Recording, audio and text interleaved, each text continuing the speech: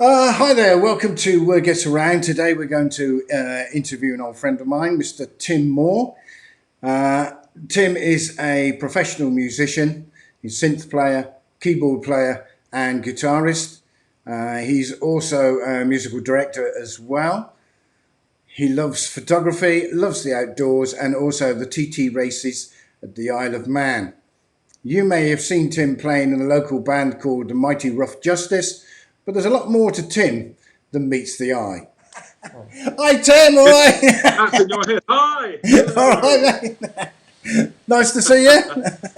Nice to you. I said you've in been this strange digital world. Yeah. Well, thanks for doing doing this interview. That's great. It's one of our sort of first ones. We've done a lot of businesses, and we want to sort of get some local people in it, which is well done. Yeah. Professional musician. Now, I can remember years and years and years ago when we used to go drinking down Porlock and used to come down for the occasional pint. And every time that we sort of got in touch with you, Tim, coming down the pub? No, I got to go piano lessons. Mum makes me go to piano lessons. We go, oh, boring. And then you disappeared off the scene.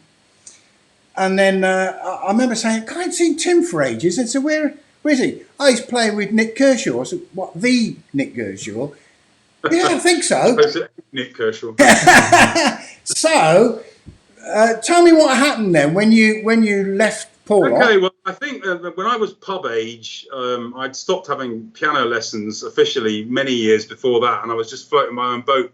I joined a band when I was 16. Well, actually, we had a band when I was 14. We were called Black Ace. And we used to rehearse in the cricket pavilion in Porlock Recreation Ground. And we had red satin shirts with our names embroidered on by the drummer's mum. Well, I really enjoyed it. It was we didn't have a singer, though. I played keyboards, my brother played guitar, a guy called Steve Archer played the drums, David Chris played the bass, and we did instrumental versions of current hits. Black Knight by Deep Purple was a favourite. Yeah. And then when I was 16, this guy walked into the garage I was working at the time, actually Luttrell Arms Garage. Yeah. And he was in a band called Skye with an E, which didn't really describe the sort of music they were into, but he'd heard I could tinkle the ivories. So I joined them, and that was a baptism of fire because they were all like 22, 23. I was a rather naive 16-year-old. So straight in at the deep end, trying everything, and we wrote our own material and tried to get a deal. There was a big recording studio in Bridgwater run by a guy called John Dickinson. I don't know if you've ever heard of him. Yeah, I know him. I know where it is. Yeah, remember John? And he invited us over there and we did some recordings. And I got to know John quite well. And he was a keyboard player and I was a keyboard player. And I started doing sessions for him. And he was in a band called King Harry, who had a big deal with EMI. And part of their deal was that EMI bought him some wonderful recording equipment, a Studer 16-track recorder and a lovely desk. With the remit that they could send down a new signing to him from London and he'd have to record a demo for them. So various bands came down from London and recorded in the studio in Bridgwater, one of whom was this band No Dice. And I met all the guys, the guitarist Diesel Martin became a friend. And that later, when I got to London, led to me getting in with Kershaw because he went for the guitarist audition for Kershaw, didn't get the gig. Recommended me as a keyboard player, and I did get the gig. So it was a matter of being in the right place at the right time, though. Because it's like all these things, isn't it?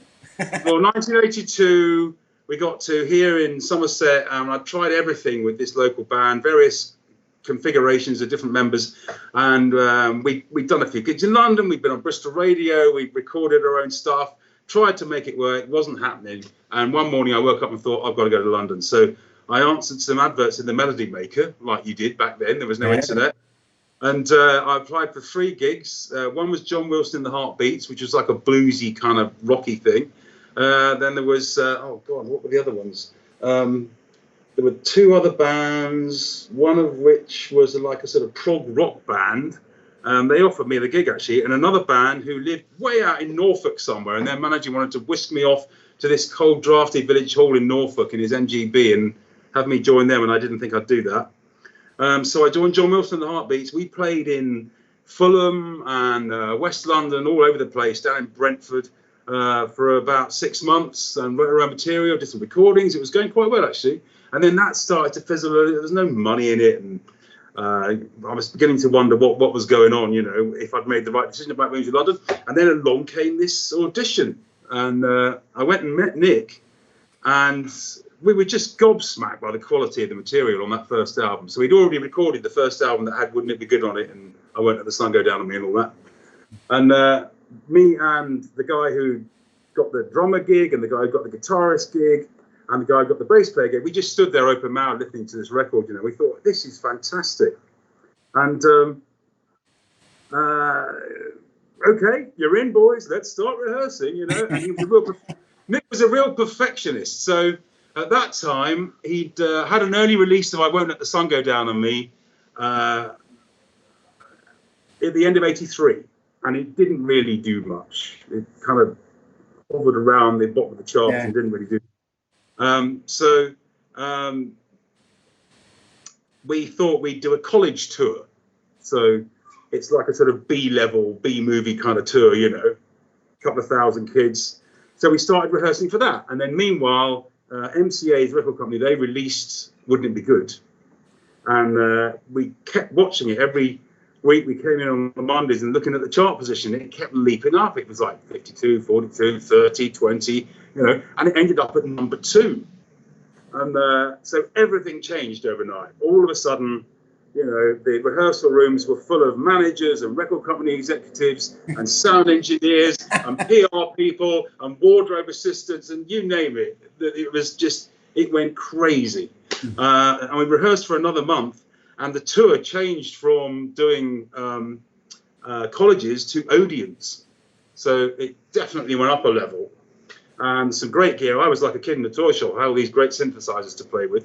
And we were all thinking, shit, this is actually probably going to really happen, you know, our dream. And then we got ready to go on tour. And I remember getting on the tour bus, and we left. We were going up the M1. We went to Manchester. That's where the first gig was. We stayed in a hotel in Piccadilly there. I remember going up the M1, looking out the back of the bus, thinking, this is real. This is really happening. This is so exciting. And after that, it was a complete gravy train for a good 2 years. I mean, we did absolutely everything. We went everywhere. He was huge. He was just monster. Yeah. And he really was huge. I mean, Japan, they went crazy for us. We were there for a good 2 weeks. We only did about 4 gigs. And the rest of the time, we were feted and, you know, like treated like royalty and carted around the place, all the best restaurants and Mount Fiji and all that. Amazing. Had a lovely time in Japan. And then a real high spot was... we supported Paul Young when that Wherever I Lay My Hat was a big hit, you know, remember that? And we went to the States with him and went all round. We did a big horseshoe show. We started in Minneapolis in the Northeast and then worked our way down the East Coast through New York, all the way down to Florida, and then went across the bottom through Texas, Arizona, went to San Diego, and then went all the way up the West Coast and ended up in Vancouver in Canada. So what a thrill, what a great tour. Yeah. And it taught us, most of it was theme park gigs outside in the summer. I mean, what's not to like, you know. So fantastic. We went to the US again, actually. The Europeans loved it. We went to Scandinavia, Germany, you know, France, everywhere, Spain. Just wonderful. And they couldn't get enough of him. It was a real crazy time. And I don't know how he did it. He managed to write all the songs for the Riddle album while we were on tour with the first album. So the guy is so prolific. It was incredible. Did he play all the instruments himself for the actual recording? He's a real clever dude. He's just got this thing in his head about every detail of the song, pretty much. So he could. He's a good guitarist. He's a very sort of tidy, accomplished guitarist. He's not a flailing, wailing, you know, heavy metal type. He's just got this really neat style of playing, you know. He's really clever. A lot of his musical teeth were cut on Stevie Wonder and the likes of that kind of stuff, you know. So real clever clog songwriting. But he'd use a sequencer to sequence a lot of the keyboard parts and play some of them, you know, and do a bit of drum programming. He loved using superstar drummers on his records because he could, you know, spend the money. He played guitar on Nikita, didn't he, for Elton John? Yes, he did, yeah. Elton was a big fan early on of Nick, and they became firm friends. And it subsequently turned out in '89, when Nick was trying to promote his 4th album called The Works, Elton asked Nick to be a support act. So this is after we'd had a hiatus, because the 3rd album, which was Radio Musicola, it didn't go quite so well, and we had to pull some of the dates. I think it was the first album that Nick had produced himself, which not necessarily meaning he did a bad job, but he did quite a sort of an inward-looking into the job, and some of the songs were just too clever, I think, for the kids that previous boys. But anyway, he wrote the One and Only, didn't he? For did what? Sorry, oh, for Chesney Hawkes. Chesney Hawkes, yeah. Yeah, he did indeed. I wish he kept that now, didn't he? Oh yeah. No, he's done quite a bit of songwriting for people. I mean, he's very clever and very prolific, and admire him tremendously. I mean, the keyboard job was actually it was quite demanding, because before digital sequencers and whatever, we had an 8-track tape machine running on stage with various little sort of sequency bits of keyboard and stuff that you couldn't play. Yeah. Because I didn't have 3 hands. So that would be going, and the drummer would have to play to a click track, which is a nightmare for any drummer. But some of them are better at it than others, you know. Yeah. So he's got headphones on, he's hearing kang, kang, kang, so he can stay in time with the tape machine. Yeah. And Mark Price did a great job of that. But for me, I had like 5 synthesizers, and constantly changing patches here, playing a part there, changing, you know, it was a real kind of octopus job. But I thoroughly enjoyed it. It was quite difficult. I mean, sometimes he'd play, you get a brass section in, and they'd play some really like tricky brass bits, and he'd want me to play those on the keyboard as well as playing another keyboard part. And sometimes the timing was one of those pat your head and rub your tummy things. You know? And he'd go, whoa! I really enjoyed it. I mean, it taught us so much, and as a band, we really grew as musicians through working with him. You know, it was brilliant. And we did. Do you remember the Secret Policeman's Ball? Yeah, there were several of them in the mid to late '80s. There was the Secret Policeman's Other Ball, and then the Secret Policeman's Third Ball. You know, this was 1987, was it? Yeah, that's it. It's a charity event, and Kate Bush and we played Dave at that. Gilmore. Yes, we did a couple of songs at that, and Dave Gilmore was there, and Kate Bush and Peter Gabriel and all those wonderful people. And at the time, we had a wunderkind percussion player, Gary Wallace, just out of his teens, absolutely phenomenal. And he'd built himself a cube of drums and percussion, and he'd leap around like a dervish, you know. And Dave Gilmore watched him and was so impressed, he called him up that weekend and asked him to join Pink Floyd. Wow. I mean, for heaven's sake. So Gary then did. He played percussion on the Momentary Lapse of Reason tour, and then played drums in tandem with Nick Mason on the Division Bell tour. I mean, how wild is that? So it just shows you the power of being in the right place at the right time, you know. Yeah. But when we were in the States in '85, Gary moonlighted. He left and went and played with the Power Station. You remember them? Yeah. Yeah. Which was 2 members of Duran Duran, and Robert Palmer was singing. Yeah. Yeah. So he went and did some of that, and then came back and did some more gigs with us. So it's you just got to keep your finger on the pulse. All these offers come up with things, you know. Because when we were with Kirsch, they wanted to make sure we stayed available, so they'd pay us a retainer. To make sure we didn't go off and take a gig with somebody else, you know. Yeah. Which was enough to live on. I had a tiny little flat in Chiswick, and I enjoyed my time in London. But it was great to get back down here, I must say. Yeah. So Tim, obviously back in the 80s, you know, the peak of the 80s, there was loads going on with Live Aid and things, and that was 85. I think I would have been 6 years old at the time. So you were there, one of the greatest concerts probably ever, isn't it? And you know, it's grown in stature over the years, and on that day we knew it was a big thing. It was organised. It was a seat of the pants thing, really. Yeah. You know, very last minute, and all power to Geldof. Even though a lot of people sort of portrayed him as being a bit of a pain in the arse to deal with, he pulled it off. You know, what an accolade. So yeah. I suppose if one person's who's going, and then they mention a few names, and then, well, if he's going, I'll go, and it gets bigger and bigger and bigger, and then you get U2 and Queen, and everyone like, yeah, come on, all the hands are up. I'll go. I think some of it was possibly career promotion, but I think most of their hearts were in the right place and they really wanted to be there to help out, you know. But it was blazing hot that day, rather like today, and everyone was wearing all their 80s stage gear, you know. And I particularly remember Tony Hadley from Spandau Ballet, you know, insisted on wearing this great big long 80s coat with the big shoulders, and he was but he had to keep the coat on. It was fashionable. But bless him, he's a lovely guy, actually. You talk to him, he's a really sweet guy. And it was just, it was a level playing field, you know.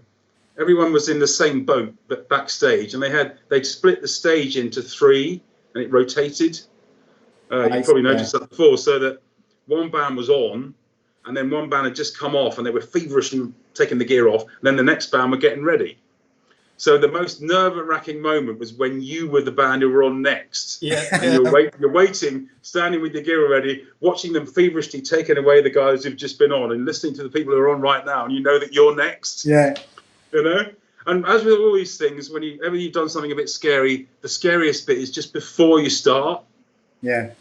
Not when you're actually doing it, because you've got to focus on. I remember when it came around like that, and looking at, like, what was it, 85, 90,000 people, because it was jammed, wasn't it? And you thought, God, that's a lot of faces. What really got to me, though, is the thought of all those people watching on TV. That was going through my head. I was thinking, God, there's millions of them, you know. Probably billions, I expect. You just buckled down and got on with it. So I suppose we were nervous. I've watched my hand on the video and it's too much. So that must have been the drummer had "Hello, Mum" written on his snare drum, so you know the humour was there constantly. But it was a great day. I think I saw that. It seemed to disappear in like a second when we were on, you know. But he was well received because he was such a brand new act at the time. All these established artists, you know, McCartney, although his mic went wrong. You know, obviously Queen and U2 and all that, and they'd been around for years, and everyone was thinking, yeah, fantastic. And who's this little upstart Kershaw, you know? But he went down really well, and we played the right songs, I think. It was a great day, fantastic. And then when we were done, we all got on the little minibus, and then roared off to a club in town. I can't remember the name of it now, where we watched the American one on a big video screen. Remember those old projector ones back in the day? And probably got drunk, you know. But it was a great day, fantastic day. But I don't think we realised at the time how iconic the whole thing was going to become.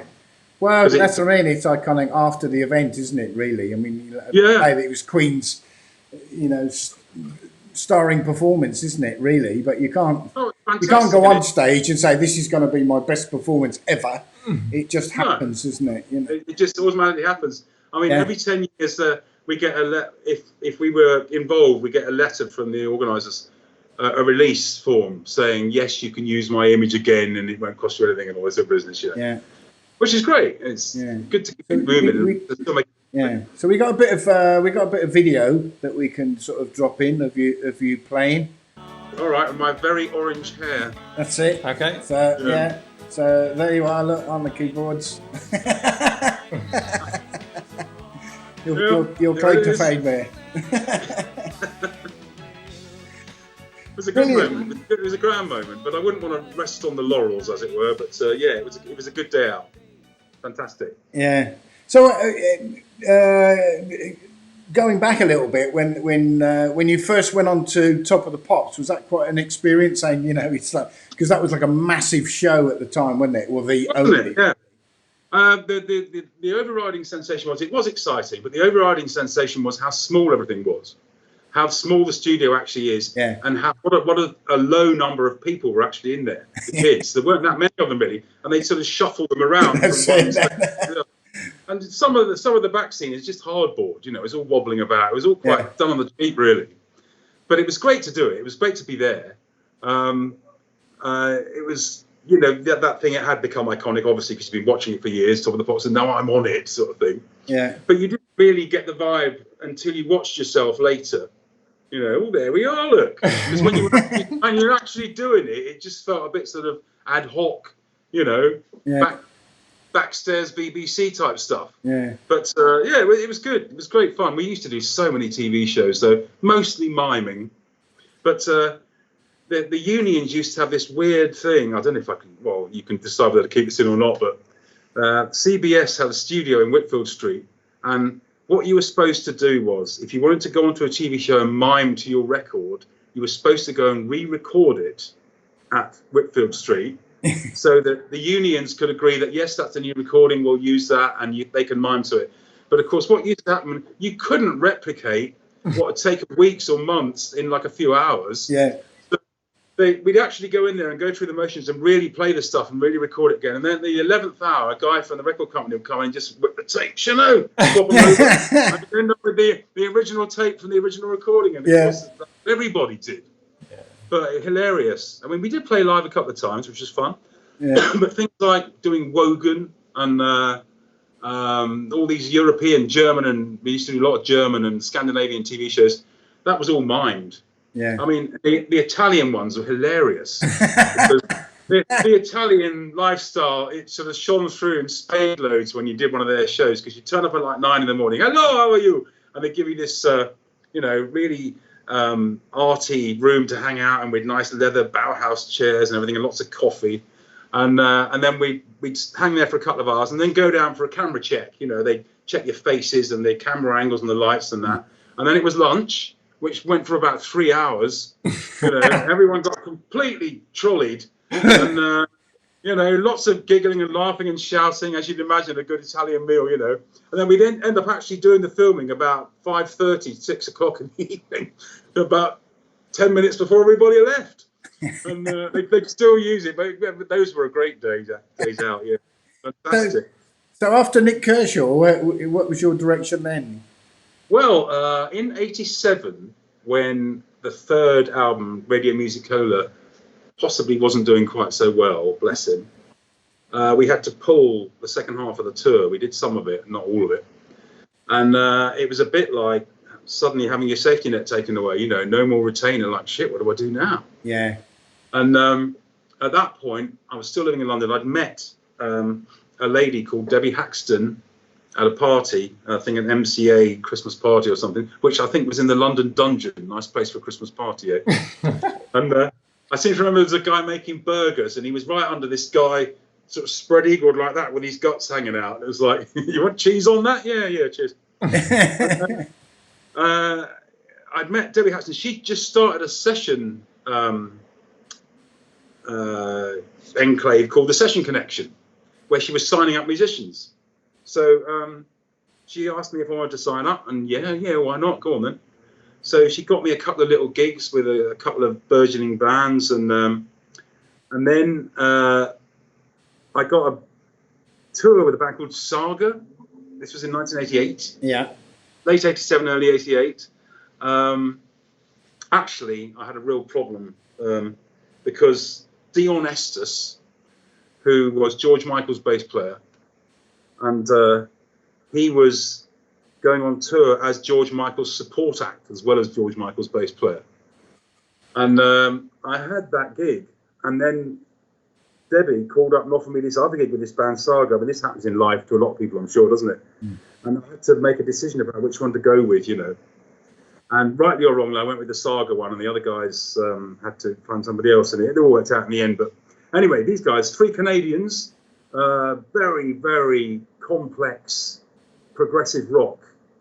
And their keyboard player, who is one of those guys that plays 2 at once, arms outstretched like this, with hair everywhere and silver boots and all this sort of business. And so I thought, shit, I've got to match that. I just did my thing. I could only be me, couldn't I? Mm. But it was quite a difficult gig technically, but that was a load of fun because they were kind of waning a little bit. This was 88, but we went all around Europe and had a ball. That was probably the most rock and roll tour I've ever done, if you know what I mean. All the things you imagine, bar throwing the telly out the window, those all happened. Yeah. And then we went to South America, where of course it was even worse. So we went to Caracas in Venezuela, where all the taxi drivers had a gun in the glove compartment, and you could buy 3 grams or whatever you like from a guy on a Harley out the back of the bar for $50, But yeah, so that was quite an eye-opener playing with those guys. I must admit, they all lived in LA, so I did some songwriting with them subsequent to that. And we ended up in Topanga Canyon for a few parties, which is where a lot of the big parties used to go in the 60s and 70s, with Jim Morrison, The Doors, and Hendrix and all that. Anyway, Yeah, great fun. And then a few more sessions. I started getting a name for sessions. I used to do sessions at Psalm East, which is a tiny little studio, but fantastic. And it's where the Frankie Goes to Hollywood stuff was recorded. That 90125, that Yes album with the Owner of a Lonely Heart track on it. And Trevor Horn became my idol as a producer. He did that Grace Jones Slave to the Rhythm and all the Frankie Goes to Hollywood stuff. Anyway, I did some sessions down there. Lovely. Really cut my session teeth. I used to really enjoy that. They paid me quite well. So, but at that time, we'd moved back to Somerset. I was living in Minehead. And I'd drive up for a one-day session, do the session, and drive back in the middle of the night, you know. And it was worth it to do that. I could do that 2 or 3 times a month, and that kept the ball rolling. Thank you very much. But 89 came round. I did some work with Bros. They wanted me to do some TV shows with them, so that was playing live actually. Yeah, that was like at the peak, wasn't it? When yeah. Well, just over the top of the peak. Yeah, that's right. They were over the top. They played in Wembley Stadium, and then this was 89 when it was just starting to kind of settle a little bit, you know. And I stayed at Matt's place in Maida Vale, and they had all these mod cons and all these girls from the BBC calling him up and see if they could come round, you know. I mean, he's a great looking guy. That's what God gave them, those 2 guys, you know. They're like models, aren't they? But he was actually quite fun. He was really fun at the time. He was very amenable, decent fellow. And I did a bit of songwriting with them. I don't think it ever came to anything, but it was an interesting experience, you know. And then Kershaw, which I alluded to earlier, he got the gig supporting Elton. And that was in 1989. You know, okay. And this was his 4th album, The Works. So he called me up because I hadn't seen him for a couple of years at that point. And we cut a deal. And then he got a new... he had a keyboard bass player, actually, he got in. A new drummer and a guitarist guy that we both already knew, Gary Miller. And we all went to his house in Great Bardfield in Essex to rehearse for like a month. I committed the cardinal sin of beating him on his own snooker table the first night we were there. But, you know, it was good fun, and he's so meticulous. Everything has to be just so, you know. And but he was living quite a reclusive life out there, and I was introducing him to this new synthesizer that had recently come out, which he didn't know anything about. And he thought, wow, this is amazing. You know, he started new sound at Korg M1. Anyway, so we rehearsed for that, and then we went on tour with Elton, which was quite a thing. I mean, all around the UK and Europe, you know. But of course, no Elton John fan wanted to see Nik Kershaw trying to sell his new songs. They wanted to hear Elton, didn't they? They wanted to hear your song on Saturday night. Yeah. So we went down like lead balloons most nights. Or some nights they tried to be nice and friendly, you know. But most of the fun was backstage, because Elton was as friendly as you like, you know. And I think he was still raging on the old marching powder at the time. But you might want to. I don't know if you want to leave that bit in. But anyway, his dressing room looked like a Bedouin tent wherever we went. It was beautifully decorated, you know. So we used to go and hang out, and we'd go clubbing with him afterwards and all that. It was really good fun. He had a birthday party and hired a chateau on the banks of the Seine. You may have heard about it, where he turned up as Louis XIV. Yeah. And there was this massive cake, like as tall as us, you know, all different. And everyone was there. Billy Connolly was there, Ringo was there, blah blah blah, you know. It was just a fantastic. Why would that not be a fun evening? It was brilliant. And so that tour sort of came to an end, and then it was like, well, what happens now? That's the problem with doing this for a living. You've got to reinvent yourself all the time. There's no guarantees, no security, no pension, you know, fuck all. So I'm just in my little cottage in Bampton Street with Venetia and my 2 little boys, you know, and the phone goes, and it's Debbie Haxton, who was running the Session Connection. She goes, "Hi, Tim." I said, "Hi, Deb. How do you fancy working with the Bee Gees?" Long pause. I said, "What, for real?" And she said, "Yeah." I went, "Okay, yeah. What do you say to an offer like that?" I mean, to be brutally honest, the Bee Gees have never been my favourite band in the world. I'm a bit more of a sort of Floydian, AC/DC kind of guy, but you know, you've got to admire the songwriting. And I thought about it and thought, of course you're going to do it. Of course you are, you fool. So I said yes. And that very night, Morris called me. And it was just quite surreal, just talking to him like that. He was in Miami, and we were talking about hard drives and samples and stuff. And a couple of weeks later, I went out for a sort of tentative 5-week test run. And what they were looking for was a keyboard player to play keys on their new album, which was called High Civilization. This is 1990, early 90. Yeah. And I ended up staying for 5 months. So we all got on really well. Yeah. I was using an Atari gaming computer, an 8-bit Atari ST computer, which had some great sequencing software in it. Actually, you couldn't do audio, but you could do the sequencing. So I made sure they had one of those out there so I could use what I was used to using, you know. And it just went really well. I became really friendly with Morris. I think he liked the fact that I could play the keys because he played a bit of keys himself, you know. And he was just a really amenable, friendly guy. Barry was very much the oldest brother, you know, the sort of father in charge of the whole shebang. And he was very professional about everything all the time. And Robin would turn up at 4 PM, you know, probably taking a couple of pills, you know, and they'd all giggle with each other. And he was difficult to get in behind the wall with Robin, but Morris was lovely. But I had a ball with them. I don't know why it works so well, but it's just sometimes, you know, you get into a situation where you feel really awkward and nothing sits right, and you just think, I better get out of this. This was none of that. It just felt really easy and a flow thing, you know. So we banged out this album. I was there for months being paid by the week, so thank you very much. And Nish and the boys came out and stayed for a couple of months. And, He got hit by the hurricane, didn't it, whilst he was out there? That's right. That was Hurricane Andrew. That was a bit later, I think. That was in 90... It was 91, 91, 92. I think that year there was about 4 hurricanes that came in. Yeah, Hurricane Andrew was a biggie. So that was when I was making the second album called Sizing Everything, which is an interesting topic for an album. And we were recording, and then everyone said, Hurricane Andrew's coming, you've got to get the hell out of Dodge. So they all went 20 miles inland because their studio was right on Miami Beach in an industrial estate, looking very nondescript, which is probably a good idea. And I had to flew back to the UK. But is that when? And that's what you were talking about when I saw you about that Spitfire thing, wasn't it? Yeah. I needed the sound effects. I needed the sound effect done of a Spitfire, and I wanted a real clear, crisp recording. And I thought, I thought, Tim, I'll whip up Banton Street, and knocked on your door. And I said, Tim, I said, look, I don't know if you can give me a favour. I'm a pain in the ass. I said, but any chance you can do this? And you're going,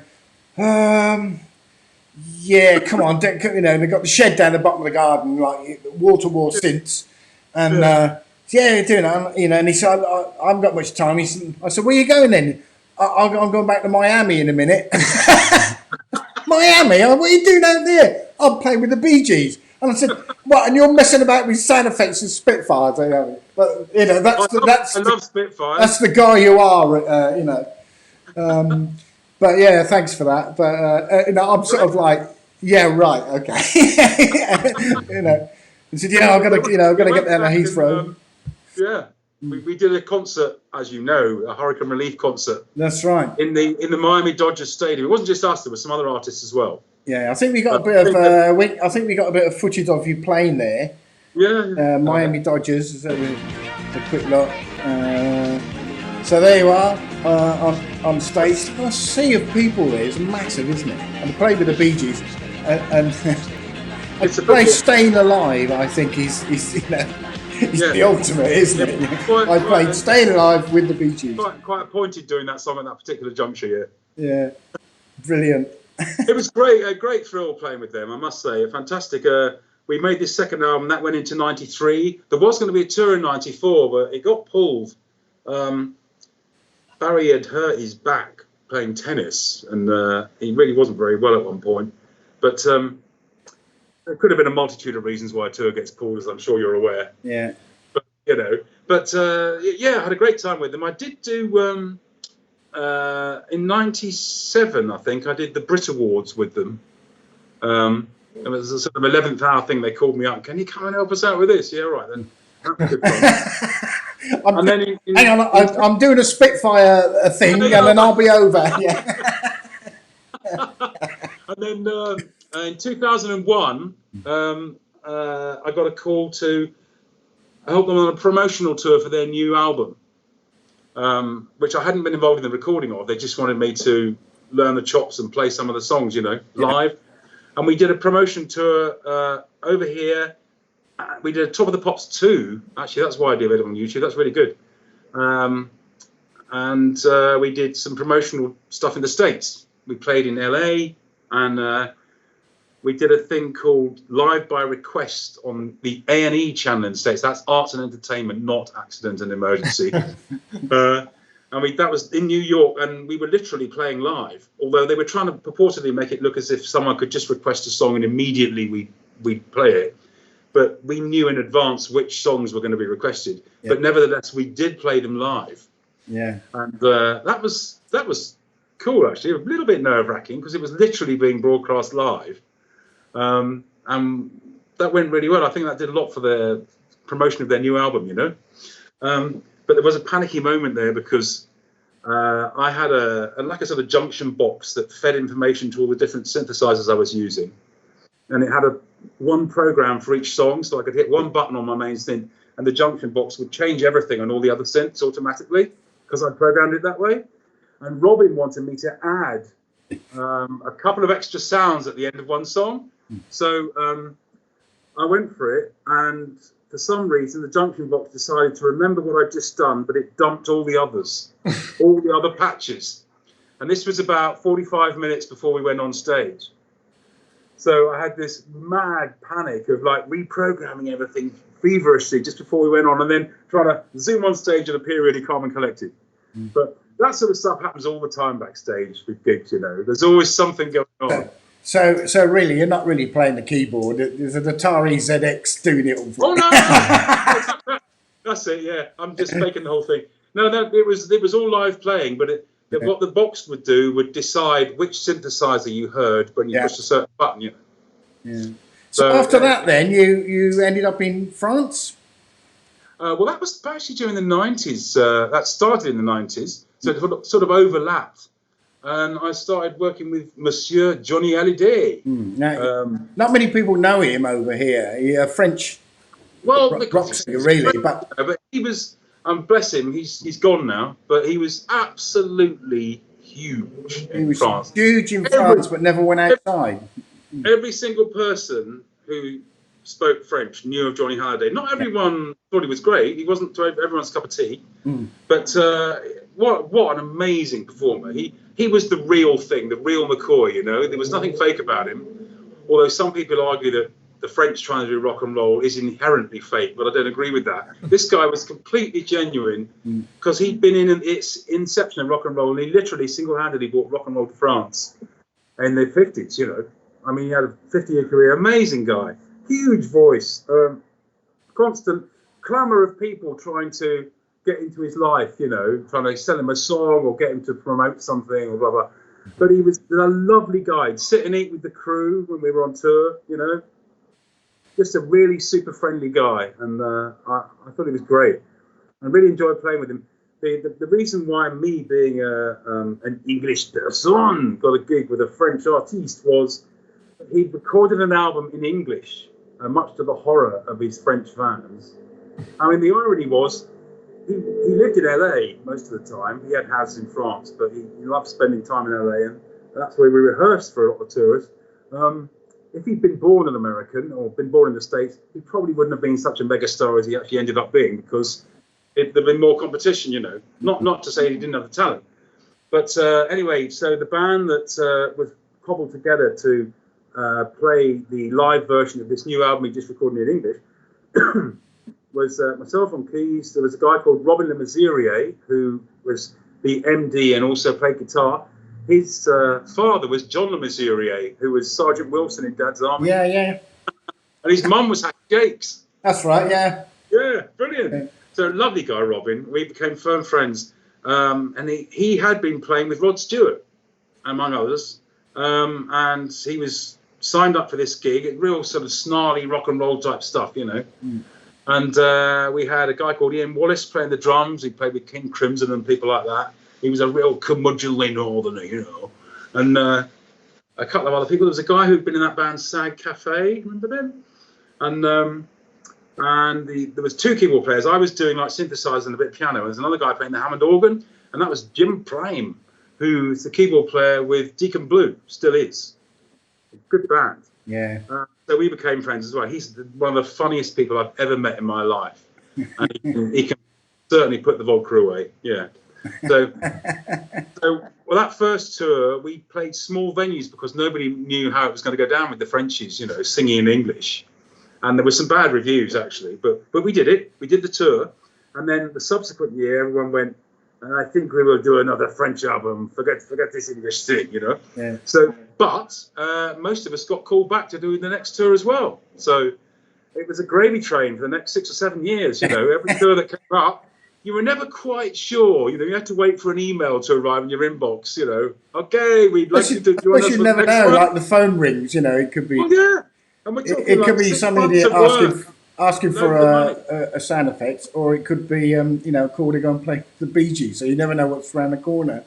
But I mean, you just, you know, it's not long. You got called back to Bros on their yes. return at the O2.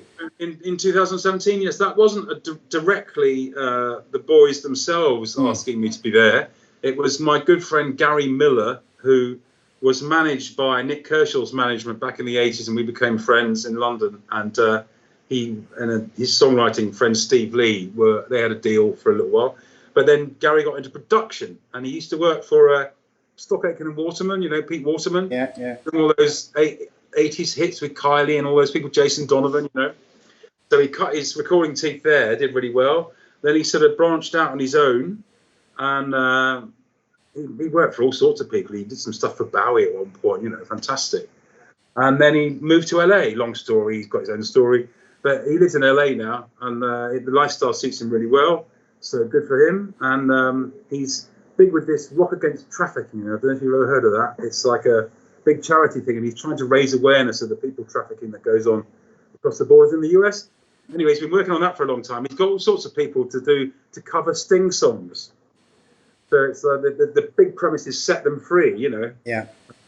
For instance, he got Glenn Hughes, the bass player from Deep Purple, to sing Roxanne, and it's unbelievably good. You can find out; it's incredible. Anyway, so Gary, he knew Matt Goss, who's the singing part of the Bros duo. Yeah.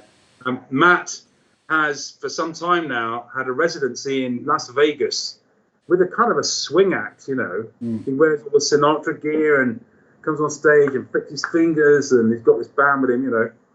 And he's a resident at one of the hotels in Vegas. So Gary would spend time in Vegas anyway. They got to know each other, and Gary was recording some of Matt's song ideas. And then this concept of doing some live work came up, and Matt asked Gary to be his MD, his musical director, which was an interesting choice. Perhaps Gary's better producer material than musical director material, but nevertheless, he started doing a lot of programming, and then he had the job of finding a band, you know. So one day, I think I was down on Minehead Station platform watching a train coming in, and the phone went, "Hello, Timmy, this guy's from Hull."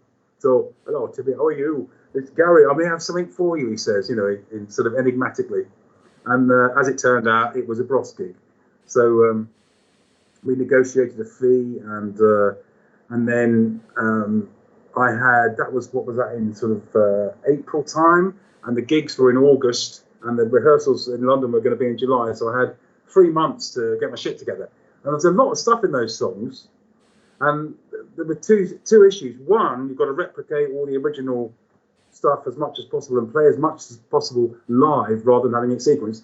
Two, a lot of the keys had to be dropped much lower because Matt can't sing as high as he used to. Yeah. And three, in the intervening 30 years since those records came out, they matured musically, he and his brother, and they were really into the Beatles and stuff, you know, and wanted to incorporate some of that sort of cello type playing in their Rossi songs, you know, and not make it so obvious, which was debatable whether that was going to go down well or not. But anyway, that's the way they wanted it to be. So we started rehearsing in London. Luke, who now has a movie career, and he's pretty good, he's been in a lot of films, and he has his own life doing that, pretty much. He hasn't really played the drums for a quarter of a century, so he came over a week before his brother because he was panicking a bit about playing the drums. So he wanted to have a week with us, the band, just playing drums before his brother walked in the room, you know. So, of course, by the time Matt turned up in his Stetson and his new denims and, you know, marching in, he'd just been dropped off by a Rolls Royce. And it's like, okay, I'm here now. I'm in charge. And, of course, Luke, his brother's going, no, you're not, mate. I've been here for a week. And immediately the friction started. I'm sure you've seen the documentary, you know. And I think what had happened with those guys is they've led separate career paths. Yeah. And, you know, blood thicker than water, but siblings don't necessarily get on, do they? And they just argued and argued and argued. And at some point or another, all of us individuals in the band, we were all to blame about whatever the situation had just occurred, you know. So we're all scratching our noses going, oh, you know, and like hours would go by in this really expensive rehearsal studio. We all went out in the fire escape learning to smoke again, you know. what is it you do? Oh, yeah. Looking out at the London skyline. And it was, to be honest with you, it was amazing we got it together. But I mean, Matt has an amazing voice. He really can sing well. He's got a great voice. And Luke, finally, after much machinating and thinking we wouldn't be able to pull it off at all, he did pull it out of the hat, and he played really well, you know. But Matt wanted us to know that he could also play the piano and he could play the guitar, so we had to incorporate him playing both of those into some of the songs. And it was a lot of work, and it came off. It worked. We did those 2 gigs. There were going to be more. There was going to be a gig in Manchester, but it got pulled mostly because of that bomb that went off. Remember, with the Ariana Grande and all that? Yeah. And, but there were some other concerts as well that were supposed to happen that got pulled because I think they didn't sell enough tickets. So that's all we did, just those 2 shows. There was going to be one in Australia, and that got like axed. But it was quite an experience. It was like 20,000 people a night, and they were mostly, you know, late 40s ladies wearing their best finery and swilling Bacardi and Coke, you know. Oh, Matt, I love you. And then the following week, then you're in the Queens with the mighty Rough Justice. With Rough Justice. I'll tell you what, though, those big gigs, it's a bit nerve-wracking because the onus is on you. You don't want to fuck up, you know. And but you've got a guy over here somewhere. The drummers are way over there somewhere. You feel rather isolated on stage. Yeah. And it's an event. It's a spectacular, and you're aware you're part of something major. But that's nothing like playing at a pub with a bunch of guys really close together and all sweaty and making an unholy racket. And I love that. So it's not a sort of a hierarchical thing. It's a lateral thing. They're just as good as each other. They're just different. So I really enjoy that. Until you get the next phone call. I suppose really you're in a sort of position where, you know, if you're Nik Kershaw, like you said, you know, 1 minute you're up there, next minute nobody wants to know you. Yeah. But you sort of sit in between. You were like the filling for the sandwich, if you like, you know, and it's like... Absolutely, yes, we're rather soulless, you know, guys. Sort of known within the music world, but without that amount of fame, really. So it's... You know. Well, I don't necessarily want that, thank you very much. That was never my remit with getting into music in the first place. I mean, my dad started teaching me piano when I was 4. Yeah. And I just found I could... by the time I was 9, I found I could hear a song and then play it. So I was popular at school because I could play all the stuff that was in the charts, you know. Yeah. That was in the 60s. Yeah. And, you know, so once that was under my belt, I thought, well, this is what I do then. So it was never really, I never really looked over the fence and thought, I want to be a pop star, you know. It just one thing led to another, and it just happened. Just enjoy some of the gravy and keep your head down. Well, yeah. Absolutely. The big trick is keeping your feet on the ground, and I've fallen foul of that many a time. Like sometimes I'll be a lot of money every week, you know, and you think, hey, I could do this, I could buy this car and go live there, you know, and of course, no, you can't, because when this tour finishes, you've got fuck all for 6 months, nothing. So what are you going to do, you know? So you have to keep some sort of level in your head about who am I, where do I drive, where do I live, you know? And, so what's life, you know, with the coronavirus then? Because it's, you know, like the music industry. Well, there's basically 0 gigs, are there? 0. I mean, nothing major going on. People are struggling hard to try and do it online. There's a guy, I've talked to him about possibly being in his band, but it didn't work out, which is fine. Todd Sharpville, he's quite a well-known blues guitarist, and he has access to a really nice country home. I won't delve too deep into why, but during the lockdown, he and the bass player from Jules Holland's Rhythm and Blues Orchestra, and a killer keyboard player, actually, he's really good, and a drummer who I don't know, who's also amazing. They started playing like blues gigs on a Saturday night, during the lockdown. They'd all been tested and they were all negative. Yeah. And they've been doing that for a couple of months. So things like that you can get away with. Yeah. With the Rough Justice thing, we did some rehearsals in a barn up near where John the Singer's house is at Wedding Cross. John's ego's getting crushed. Well, yeah, but because the end of the barn was open, it gave his ego a chance to expand. But yeah, I think it's hitting him quite hard, this inability. But we've turned it around in a creative way. We've been writing songs together online and moving files around with the internet, Yeah. So all new things. And my bread and butter for a while has been teaching. I go to different schools and do one-on-one, like teaching some keyboards, some guitar, some drums, actually. Yeah. And I've started doing it online, and it works really well. So, in fact, this evening at 6 p.m., I'm going to have an online guitar lesson with this guy, Cass, who's 14 years old and is going to be utterly brilliant. But, so life's good, I mean, but you never know. I could get another call next week or next year. Who knows? I really don't know. But life's been good, and I haven't regretted a minute of it. And I'm very grateful for the opportunities, although it's not quite what people think when they see these talent shows and like, boom, you're famous. You know? No. There's a lot of hard graft. There was a lot of sleeping in vans and not having any money, and all the usual things that happen to people in life. And it doesn't come on a plate. You have to cut your teeth and do the groundwork and get stuck in. And if I hadn't moved to London, of course, and stayed in this weird place in New Malden, God bless him, I would never have got the gigs and never have got the work. So it depends how much you want it, Yeah. There's a lot of that in life, isn't there? The philosophy of if you really want something desperately, then there is a way to do it, but it means really putting your finger out and getting in there. Yeah. So anyway, but I'm very happy to be back here in West Somerset now. I love it. I'm always up on the hills, beach, and it's just great. You've got everything on hand here, haven't you? Yeah. I must admit, the beginning of the lockdown, you've got to feel this. It was nice, just that nothing, nobody around, and wandering down the beach, and I really enjoyed that side of it. Yeah. So I've seen all the photographs you've been putting up there. We ought to call you Sunset Guy. Another lovely sunset. They're great. They're great, though, aren't they? What I'm always trying to convey is the feeling you get when you stand there looking at it. You're trying to convey it in a photograph, and it's very difficult. But we've just been over to Kent for a few days, and I've been to Beachy Head, and we went to Canterbury and a couple of places down the sea. So I'm going to be putting up some pics of that sea. But it's great to get around a bit. Now you can. Yeah.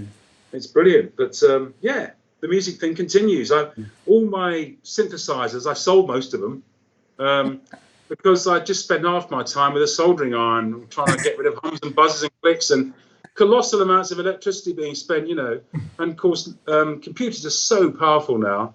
I've got a full-on Mac laptop here that just rips.